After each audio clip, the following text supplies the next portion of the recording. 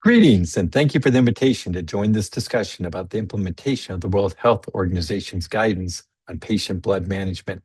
My name is Brian Candy, and I serve as Executive Director of the Global Alliance for Patient Access. Let me share here GAfPA's financial disclosures, and then tell you a little bit about the Global Alliance for Patient Access. GAfPA is an international platform where healthcare stakeholders come together to identify unmet needs that can be addressed through advocacy. We engage stakeholders to raise awareness about unmet needs and then advocate for policies that prioritize prevention and early stage care. In Europe, Latin America, Africa, the Asia Pacific region, and beyond, GAFA advocates for early is better care, calling on healthcare systems to prioritize prevention and patients' access to screening and early stage diagnosis and treatment. Out of these meetings, we develop a set of resources that will empower patients and providers to engage in raising awareness amongst patients, amongst healthcare providers, amongst policymakers. And then GAP also serves as a home to organize coalitions, develop advocacy initiatives, and to wage awareness campaigns. As you can see, GAFPA's work also spans several different disease states, serving to highlight the burden of these conditions and the value of treatment. One of GAFPA's work streams is its Blood Health Initiative, which is focused on elevating awareness about the burden of anemia, iron deficiency, and bleeding disorders, and the benefits of implementing patient blood management. Through that initiative over the past 2 years, GAFPA has been convening stakeholders, including patient advocates, healthcare providers, and policymakers, to identify unmet needs that can be addressed through advocacy, both raising awareness and informing system implementation. Based on the insights shared at those meetings, GAFPA has been developing and promoting white papers, social media graphics, and other resources to raise awareness about the burden of suboptimal blood health and the value of patient blood management.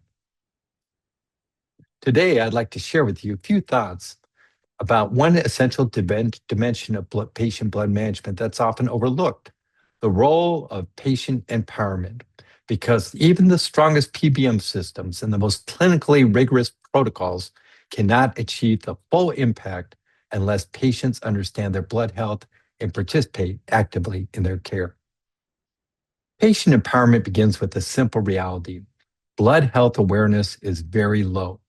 Blood complications such as anemia, blood loss, and blood coagulation disorders impact both a person's overall wellness and their quality of life. At a population level, the impact of blood complications is staggering. Anemia alone affects roughly 2 billion people worldwide. Women and people living with chronic health conditions are at the greatest risk. Across countries in surgical settings, patients routinely arrive for procedures without understanding anemia, without knowing their hemoglobin levels, without knowing what preoperative optimization is both possible and beneficial. Many patients don't recognize the symptoms of iron deficiency. They don't know that anemia can be treated, and they often assume that receiving a transfusion is just routine, inevitable part of surgery.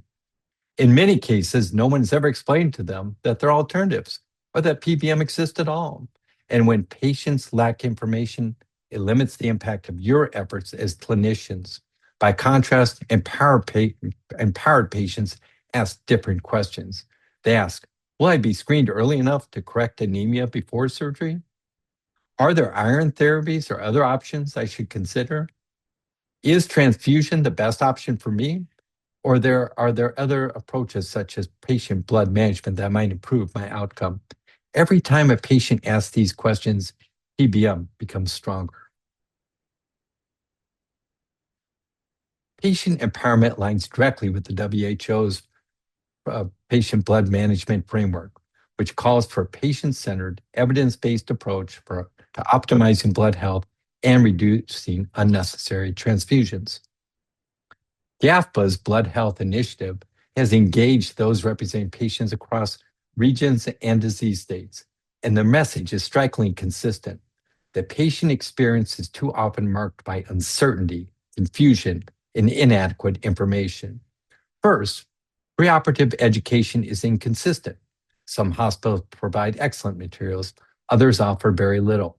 Many patients describe receiving materials that are overly technical, not translated into their language, or never explained by a clinician.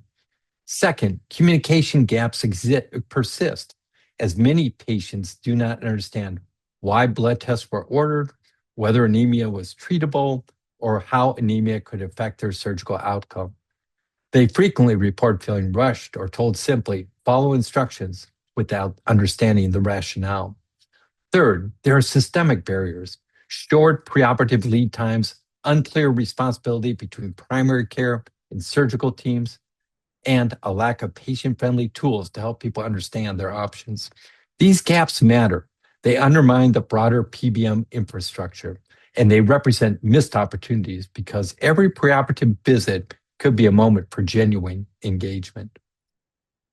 So what does effective patient empowerment look like in a PBM framework? Well, let me share with you a few ideas. One, early diagnosis and optimization. At GAfPA, our creed is early is better, meaning that the focus in the healthcare system needs to be on prevention, access to screening, early stage diagnosis, and treatment. Patients need to be aware of their risk factors and the need to prioritize their blood health. Empowered patients know to ask for anemia screening, iron studies, and enough lead time prior to surgery to treat a correctable condition. This transforms the patient from a passive recipient into an active contributor to a better health outcome. Secondly, clear, accessible education. GAFA's materials emphasize plain language explanations of what anemia is, why iron deficiency matters, the risk and benefits of transfusions, and how optimizing blood health can reduce complications. When patients understand these concepts, they're more likely to follow treatment plans, adhere to therapy, or ask about alternatives. Thirdly, shared decision-making between patients and their clinicians. Shared decision-making is not about giving patients clinical responsibilities they cannot or should not carry. It's about ensuring that patients understand the rationale behind PBM strategies. They have time to ask questions, and their values, their preferences are integrated into the care plan. This aligns exactly with WHO's PBM guidance. PBM is the most effective when clinical best practices are paired with patient-centered communication. And finally, a partnership mindset. PBM thrives when clinicians and patients work together. Clinicians bring their expertise. Patients bring their lived experience, their personal goals, their concerns, and expectations. When those two come together, rates of unnecessary transfusions decline, outcomes improve, and patients report greater confidence in their care. Next, let me just suggest several practice strategies grounded in patient advocacy communities' experience for building an empowerment in PBM program. First of all, standardize patient education tools. Develop plain language brochures, preoperative checklists, and short videos that explain anemia, iron deficiency, bleeding disorders, and PBM. Patients should leave every preoperative appointment understanding their blood health in clear, non-technical terms. Integrate empowerment into clinical pathways. Build blood health questions into standard forms. Ensure that anemia testing occurs early enough to allow for treatment. Train clinical teams in teach-back methods where patients repeat back key information to confirm their understanding. And finally, leverage the patient advocacy organizations. Patient advocacy organizations can help distribute educational materials, represent the patient's perspective in policy developments, and amplify best practices across systems.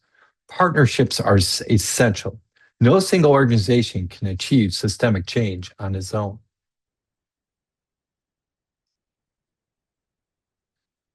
In closing, achieving blood health is not solely a clinical challenge, it's an advocacy challenge. Healthcare systems should empower patients to understand their blood health, ask informed questions, and participate actively in PBM decisions. When we do, we honor the spirit of the WHO patient blood management guidance, strengthen surgical outcomes, reduce unnecessary transfusions, and bring patients fully into the circle of care. Thank you for your leadership and your commitment to advancing global blood health. Finally, to learn more about the Global Alliance for Patient Access and its Blood Health Initiative, I invite you to scan the QR code that you can see on the screen. I appreciate your attention. Thank you.